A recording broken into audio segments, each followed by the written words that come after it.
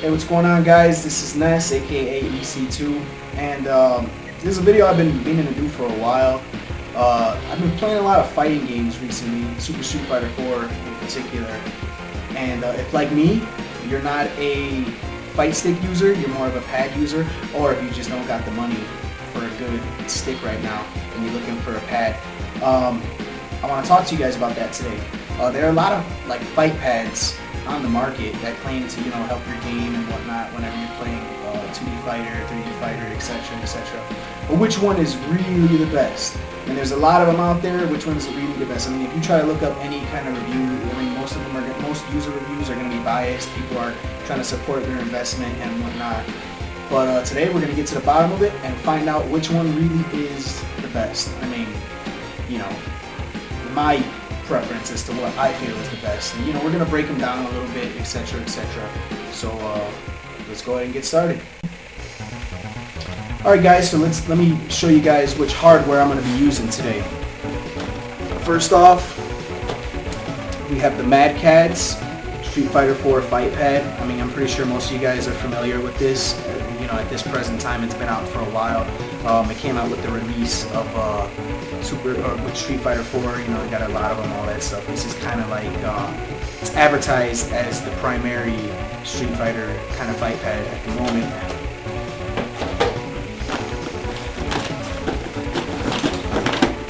I'm going to be showing the Street Fighter Cross Tekken Catz Fight Pad SD. A lot of similarities to the Street Fighter 4 Fight Pad. This is kind of the predecessor to it. It's sporting a smaller design and just different artwork, so we're going to see how different it really is from the Catz. Right here, I have the PDP Versus Fight Pad. Now this one initially came out with the release of Marvel vs. Capcom 3, and the unique feature about this was it was advertised as the first fight pad, or first controller, I think, period, to incorporate micro switches, similar to an arcade stick and whatnot. It's got micro switches in this little nub right here, and micro switches in each button, supposedly supposed to help you with more precise movement, etc., etc. So we're going to see how that really works. Right here, I have the Hori Commander Pro. This is being advertised right now as kind of like the premier fight pad on the market right now. A lot of people praise this one. A lot of people feel that this is the best fight pad on the market, and we're going to get to the bottom of it and see if it really lives up to all the hype. And lastly, we're going to be using a throwback pad. We're going to be using the Capcom 15th Anniversary Street Fighter Fight Pad. Is the Akuma one right here, the little holographic artwork and whatnot. It's got a design very similar, almost identically similar to the Sega Saturn controllers. So we're going to see how that fares up. The platform we're going to be using is Super Street Fighter 4 Arcade Edition on the Xbox 360. We got various converter switches and whatnot. So we're going to be using all these remotes on the 360 and see how they live up. So let's get to it, guys. Alright guys, so the first one I will be using is the one that I primarily use. It's the one I'm most familiar with. I'm using the Catz Street Fighter 4 Fight Pad. I got my partner right here, Danny. So, he's going to be helping me out. We're going to do one round of versus and see how they go.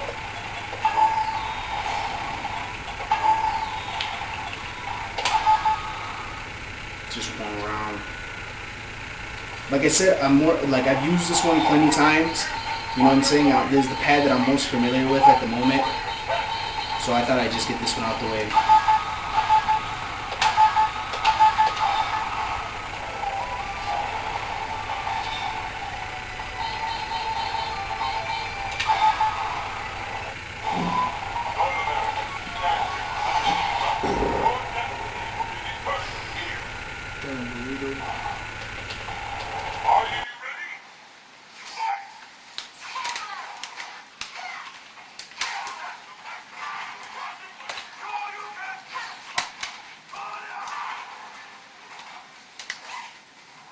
Like I said, I'm already familiar with this one.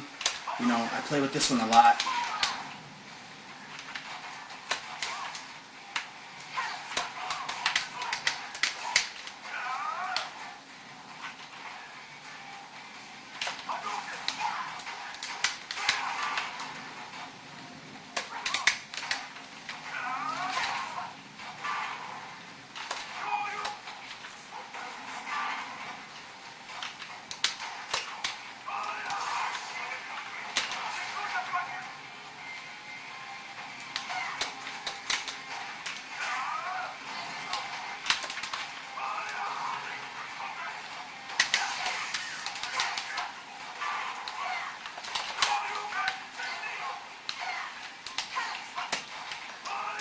So that's it. Like I said, you know, this is my main platform. This is the one I'm mainly used to using. So, I mean, I don't have any problems with it. I love the 8-directional D-pad. The buttons. Only issue I have with this one is that they can tend to be a bit cheap. They feel a bit flimsy. This is actually like the second one, you know, that I had to purchase because the first one I had broke. So that's it. That's pretty much the Street Fighter 4 Fight Pad. I got no problems with this one. I would recommend this one. This one's decent. So let's move on to the next. Alright guys, up next I'm going to be using the Street Fighter X Tekken Fight Pad SD. Right off the bat you can see that it's a lot smaller than the Street Fighter 4 Fight Pad. Like if I held them up in comparison, I mean you could definitely see the size difference. You know, if I put this one behind that one, you can't even see it, you know. So let's see how this one works.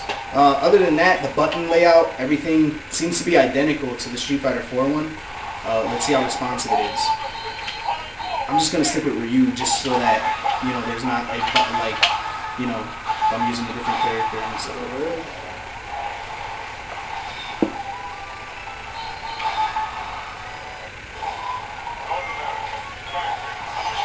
I mean, I kind of got large hands, so this kind of ain't my cup of tea, you know.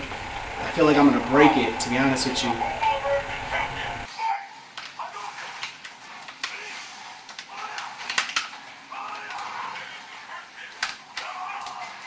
Seems to be as responsive as the Street Fighter 4 Fight Pad. Having no problems executing moves.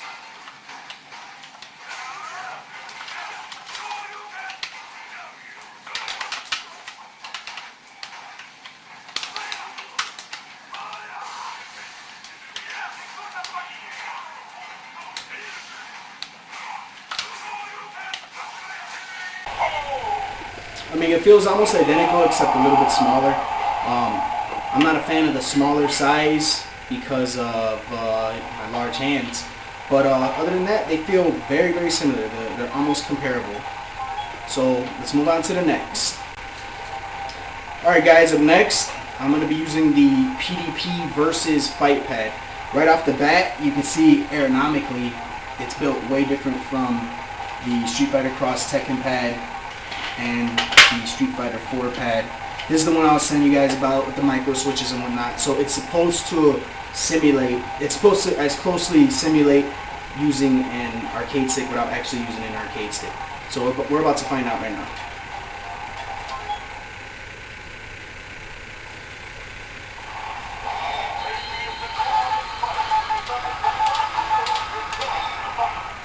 I mean, I've used this pad before, and I'm just gonna flat out say I do not like this design right here. This analog, this micro switch joystick hybrid thingy, I do not like it. But I don't attack yet. I gotta change my configuration because the buttons are mapped differently than the Mad Catz remotes, so you know you gotta do some tweaking and whatnot. Alright, we're good.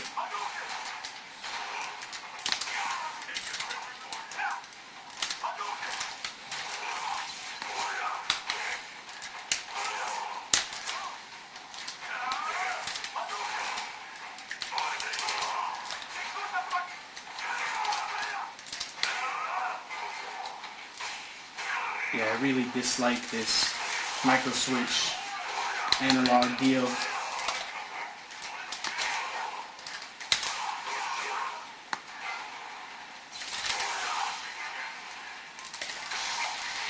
Screw that up.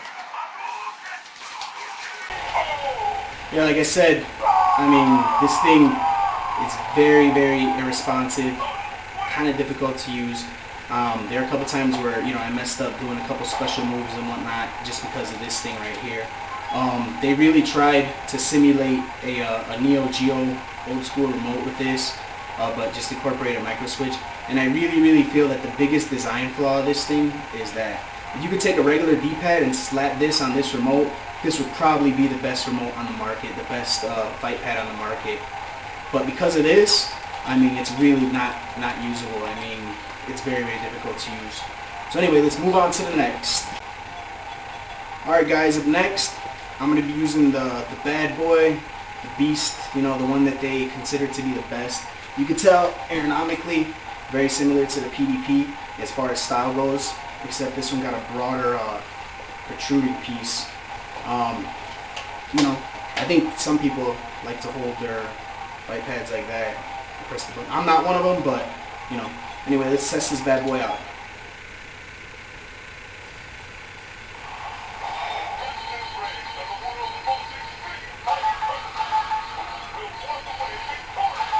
Shit, we're gonna get it now.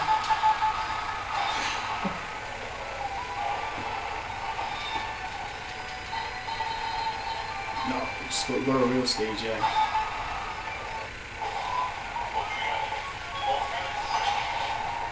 Me being, I gotta hit the buttons again. Me being more of a Sega person, Sega Genesis, Sega Saturn, I'm not as much of a fan of the 4-direction D-pad as I am the 8-directional D-pad. So right off the bat, I'm just gonna say that, you know, I would have preferred an 8-direction D-pad on here instead of a 4. Alright,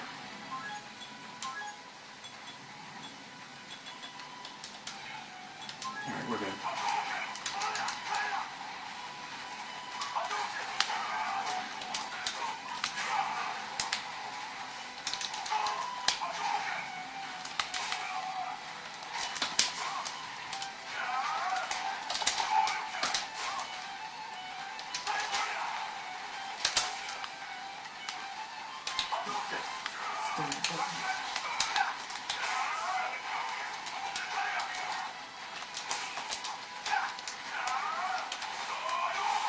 That's not good.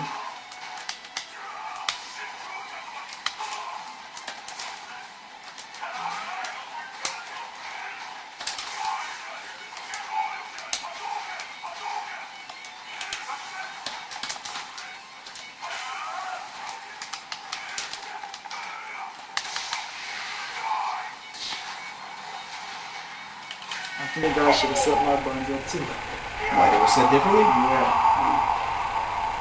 Well, I mean, it seems to do what it advertised, but just out of personal preference, I would really favor an 8-directional D-pad. It's a good fight pad, but my personal preference, I like the 8 directions. So let's move on to the next. Alright guys, last but certainly not least, I'm going to be using the Capcom Street Fighter 15th Anniversary Fight Pad. Came out basically during the release of Street Fighter 3 Third Strike for the PS2. And, you know, design-wise, it's almost identical to the Sega Saturn remote. While holding it in my hand, it doesn't feel as well built as a Sega Saturn remote. It feels a little bit cheaper than a Sega Saturn remote. But let's see how well it functions in game.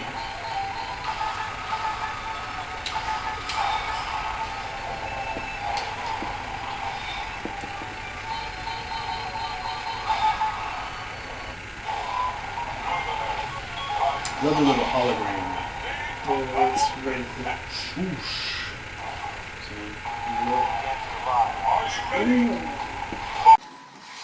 Hold on, let me make sure these buttons are set right. Hold on. Nope.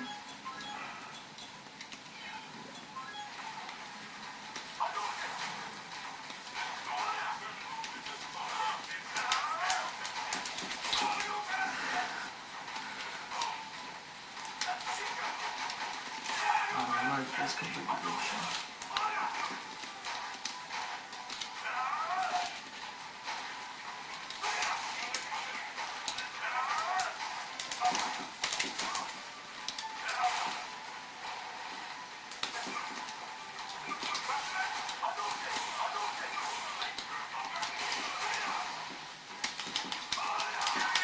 I'll tell you what, it feels pretty darn close to a Sega Saturn remote. I definitely like the way it feels.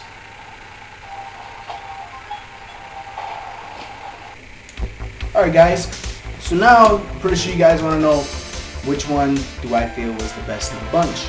So I thought I'd go from the one I liked the least to the one I preferred the most.